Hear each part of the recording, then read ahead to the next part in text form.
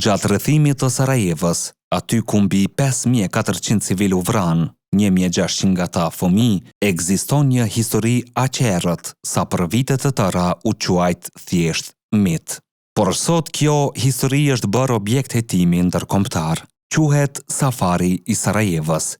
Ideja se njerëz të pasur nga Amerika, Kanadaja, Italia apo Rusia paguanin para për të shkuar në pozicione serbe dhe për të shtënë mbi civilët bosnjak. Dhe në qendër të kësaj historie del një emër i rënd, Aleksandar Vučić.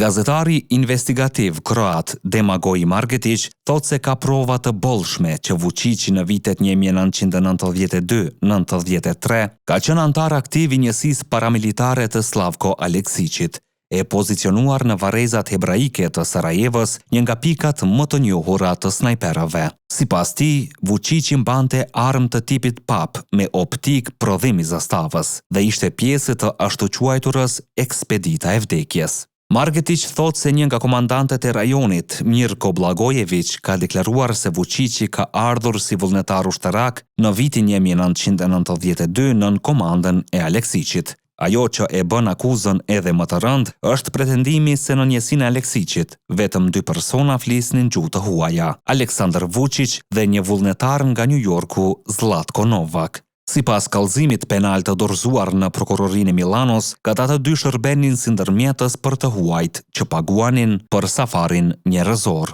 Margetić thot se ka dëshmitar që kanë qenë në atë njësi, ka deklarata, madje edhe fotografi të vjetra të Novakut, i cili sot ndodhet në rrethin e ngushtë të Vučićit në Beograd. Sipas tij, ka njerëz që janë dënuar për krime lufte me shumë më pak prova se sa ato që ekzistojnë për Vučićin. Deri tani, me hetimet që kanë nisur në Itali, çështja ka hyrë në duart e drejtësisë ndërkombëtare. A do të zbardhet e vërteta? A do të dalin përgjegjësit? Dhe a do të jetë presidenti serb njëri nga ta?